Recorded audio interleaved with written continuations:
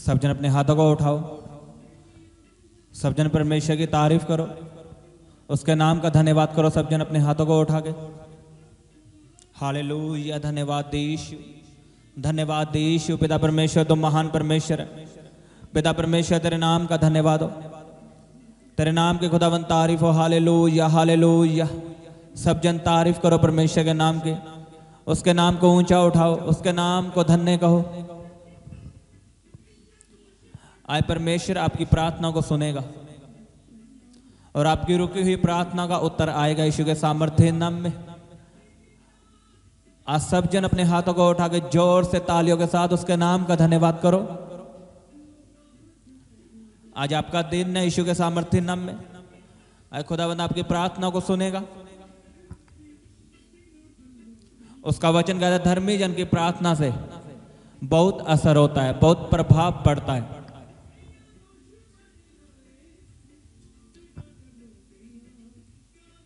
अगर आप चाहते हो कि मेरी प्रार्थना में असर हो, मेरी प्रार्थना में प्रभाव हो, जब मैं अपने लिए प्रार्थना करूं या अपने लोगों के लिए प्रार्थना करूं, अगर आप चाहते हो कि उनकी जिंदगियों में काम हो, उनकी जिंदगियों में मेरी प्रार्थना से प्रभाव पड़े, तो आपकी प्रार्थना वचनों से होनी चाहिए। आमीन।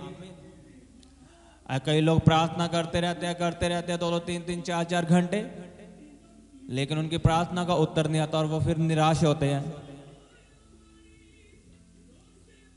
आप चाहे 18 घंटे प्रार्थना कर लो, अगर आपकी प्रार्थना में वचन नहीं होंगे, अगर आपकी प्रार्थना वचनों से नहीं होगी, तो आपकी प्रार्थना का उत्तर कभी नहीं आएगा।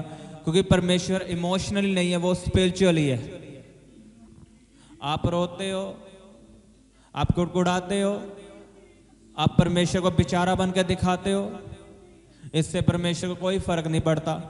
हाँ, अगर आप नए मसीह हो तो आप प्रार्थना करोगे, परमेश्वर आपकी सुन लेगा। अगर आप पुराने क्रिश्चियन हो चुके हो और आज भी आप रो धो के प्रार्थना करते हो, परमेश्वर मेरी ओर देख, मैं बेचारा हूँ, लोग मुझसे प्यार नहीं करते, मेरा घराना मुझे चाहता नहीं है, तो परमेश्वर को इन बातों से कोई फर्क नहीं पड़ता। क्योंकि परमेश्वर स्पिरिचुअल है, वो इमोशनल नहीं है, वो इमोशन से भरा हुआ नहीं है। परमेश्वर की आपके हालातों को देख के काम करे, आपकी सिचुएशन को देख के काम करे। परमेश्वर अपने वचनों को देख के काम करता है। जो वचन परमेश्वर के मुख से निकलते हैं, परमेश्वर अपने वचनों की मानता है, वो अपने वचनों का पक्का परमेश्वर है। यीशु मसीह ने कहा कि मेरे नाम से भी उत्तम उसका वचन है। यीशु मसीह ने कहा ये जमीन टल जाएगी, ये धरती खत्म हो जाएगी, लेकिन मेरे वचन का एक बिंदु भी खत्म ना होगा, वो कभी ना टलेगा। लिखा धर्मी जन की प्रार्थना से बहुत प्रभाव पड़ता है, लेकिन आजकल के धर्मियों की प्रार्थनाओं से कोई प्रभाव नहीं पड़ता, कोई काम नहीं होता। उसका कारण है ये नहीं कि आप पापी हो। धर्मी क्या है? क्या हमारे धर्म के काम, हमारी पवित्रता या हमारे रोजे रखना ये हमें धर्मी बनाता है? कभी नहीं। हमें धर्मी बनाता है हमारा विश्वास करना यीशु मसीह पे। अगर आप बाइबल को पढ़ो तो उसमें लिखा तेरे धार्मिकता के काम मेरे आगे मैले कपड़ों के समान है। हम पवित्रताई में चलते हैं, हम रोजे रखते हैं, हम 20 घंटे प्रार्थना करते हैं, ये मैले कपड़ों के समान है।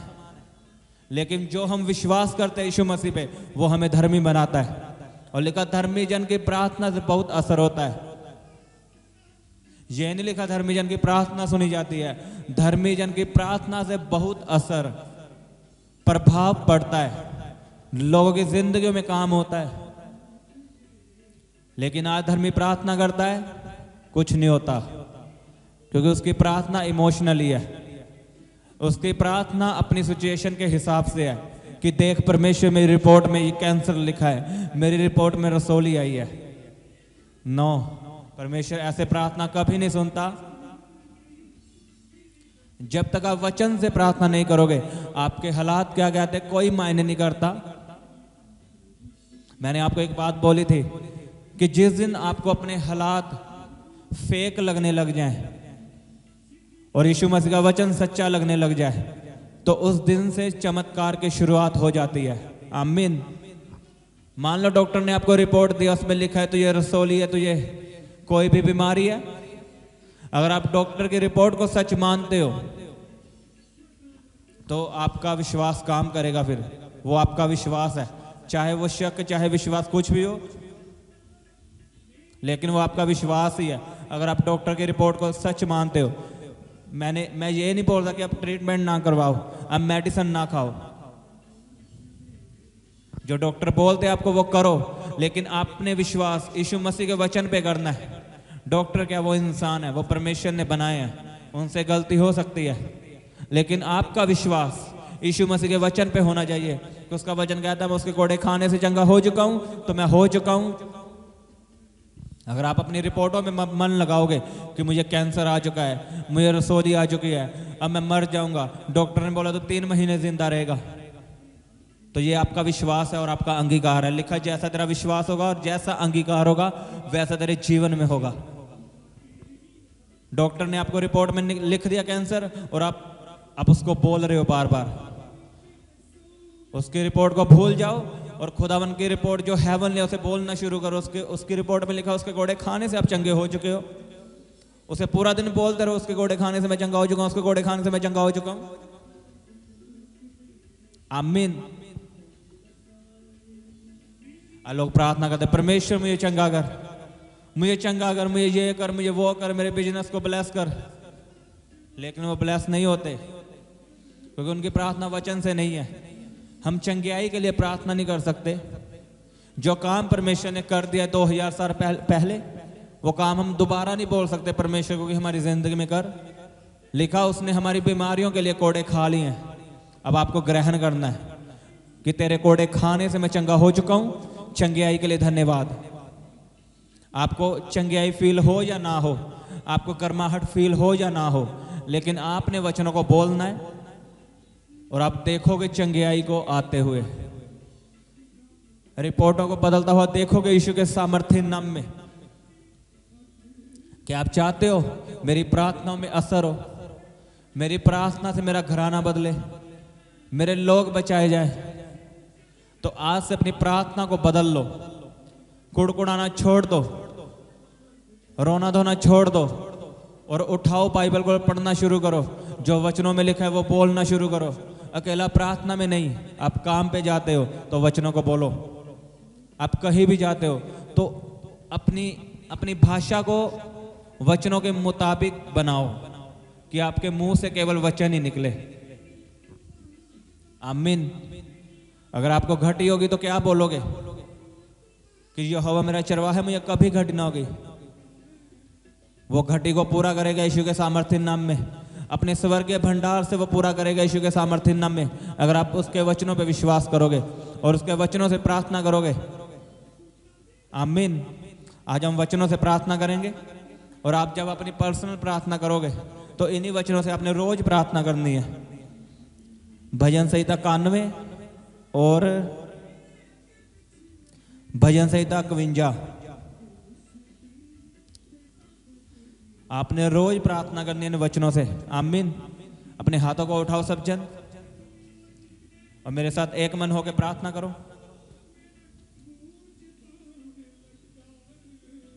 बोलो, हे परमेश्वर, अपनी करुणा के अनुसार मुझ पर अनुग्रह कर, अपनी बड़ी दया के अनुसार मेरे अपराधों को मिटा दे, मुझे भली भांति धोकर मेरा अधर्म दूर कर और मेरा पाप छुड़ाकर मुझे शुद्ध कर। मैं तो अपने अपराधों को जानता हूं और मेरा पाप निरंतर मेरी दृष्टि में रहता है। मैंने केवल तेरे ही विरुद्ध पाप किया है और जो तेरी दृष्टि में बुरा है वही किया है, ताकि तू बोलने में धर्मी और न्याय करने में निष्कलंक ठहरे। देख, मैं अधर्म के साथ उत्पन्न हुआ और पाप के साथ अपनी माता के गर्भ में पड़ा। देख, तू हृदय की सच्चाई से प्रसन्न होता है और मेरे मन ही में ज्ञान सिखाएगा। जूफा से मुझे शुद्ध कर तो मैं पवित्र हो जाऊंगा, मुझे धो और मैं हिम से भी अधिक श्वेत बनूंगा। मुझे हर्ष और आनंद की बातें सुना, जिससे जो हड्डियां तूने तोड़ दी हैं वे मगन हो जाएं। अपना मुख मेरे पापों की ओर से फेर ले और मेरे सारे अधर्म के कामों को मिटा दे। हे परमेश्वर, मेरे अंदर शुद्ध मन उत्पन्न कर और मेरे भीतर स्थिर आत्मा नए सिरे से उत्पन्न कर। मुझे अपने सामने से निकाल ना दे और अपने पवित्र आत्मा को मुझसे अलग ना कर। अपने किए हुए उद्धार का हर्ष मुझे फिर से दे और उदार आत्मा देकर मुझे संभाल। तब मैं अपराधियों को तेरा मार्ग सिखाऊंगा और पापी तेरी ओर फिरेंगे। हे परमेश्वर, हे मेरे उद्धारकर्ता परमेश्वर, मुझे हत्या के अपराध से छुड़ा ले, तब मैं तेरे धर्म का जय जयकार करने पाऊंगा। हे प्रभु, मेरा मुंह खोल दे, तब मैं तेरा गुणानुवाद कर सकूंगा, क्योंकि तू मेल बलि से प्रसन्न नहीं होता, नहीं तो मैं तुझे देता। होम बलि से भी तू प्रसन्न नहीं होता। टूटा मन परमेश्वर के योग्य बलिदान है। हे परमेश्वर, तू टूटे और पिसे हुए मन को तुच्छ नहीं जानता। यरूशलेम की शहरपनाह को तू बना, तब तू धर्म के बलिदानों से अर्थात सर्वाग पक्षुओं के होम बलि से प्रसन्न होगा। तब लोग तेरी वेदी पर बैल चढ़ाएंगे। अपने हाथों को उठाओ सब जन, अपने पापों की क्षमा मांगो। जैसे दाऊद ने प्रार्थना की कि मैं अपने पापों को जानता हूं और मैं अपने पापों को मानता हूं। सब जन अपने पापों को मानो और परमेश्वर से क्षमा मांगो। खुदावन मेरे पापों को क्षमा कर, जो मैंने गलतियां की, जो मैंने पाप किए खुदावन, जो मैंने झूठ बोला खुदावन, जो मैं तेरे खिलाफ चला खुदावन, मैंने केवल तेरे ही विरुद्ध पाप किए हैं खुदावन, मैंने तुझे उदास किया है खुदावन। मेरे सभी गलत कामों को, व्यभिचार को, मूर्ति पूजा को खुदावन, हर गुनाह को खुदावन क्षमा कर और मुझे अपने लहू से धो और अपना पवित्र आत्मा मुझे दे परमेश्वर। सब जन प्रार्थना करो अपने हाथों को उठा के। खुदावन का लहू आपको धोएगा, आपको साफ करेगा।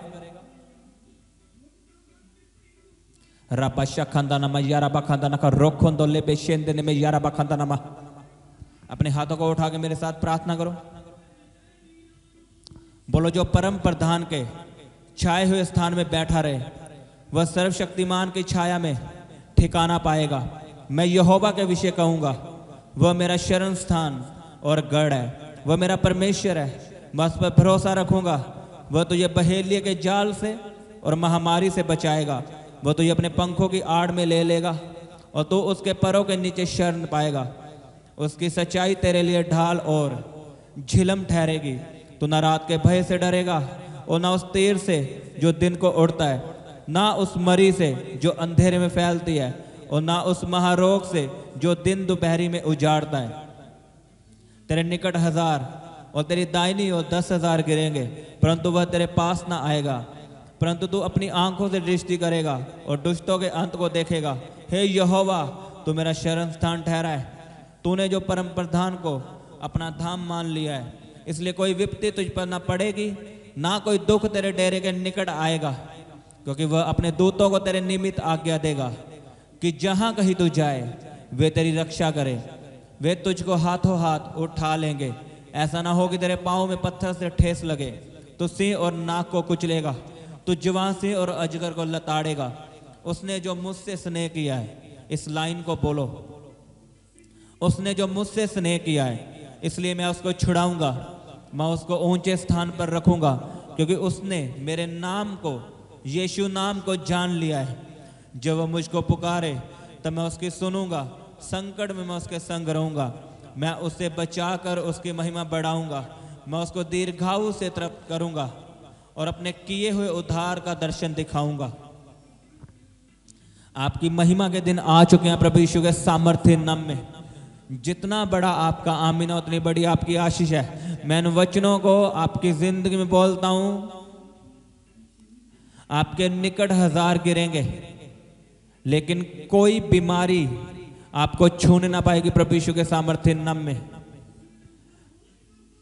कोई दुख आपके घर के निकट ना आएगा यीशु के सामर्थ्य नाम में। आप अपनी रिपोर्टों को बदलता हुआ देखोगे। उसके वचन में लिखा, परंतु तो अपनी आंखों से दृष्टि करेगा और दुष्टों के अंत को देखेगा। मैं आपकी जिंदगी में बोलता हूं, आप बीमारियों का अंत देखोगे। आप रिपोर्टों को नॉर्मल आता हुआ देखोगे यीशु के सामर्थ्य नाम में। जितना बड़ा आपका आमीन उतनी बड़ी आपकी आशीष है। खुदावंद आपको दीर्घायु से तृप्त करेगा। आप लंबा जीवन, हेल्थी जीवन, स्वस्थ जीवन जियोगे यीशु के सामर्थ्य नाम में। खुदावंद ने कहा, अपने किए हुए उद्धार का दर्शन तुझे दिखाऊंगा। आए खुदावंद आपको अपने उद्धार का दर्शन दिखाएगा प्रभु यीशु के सामर्थ्य नाम में। रबैया रबा खांदाना रोखोंदो लेपेशे खेंदने। बोलो, मैं इस वचनों को, इन वचनों को अपनी जिंदगी में ग्रहण करता हूं और परमेश्वर तो से वायदा करता हूं, मैं रोज तेरी हजूरी में बैठूंगा और इन वचनों को बोलूंगा। मैं आज से अपनी प्रार्थनाओं को वचनों से करूंगा।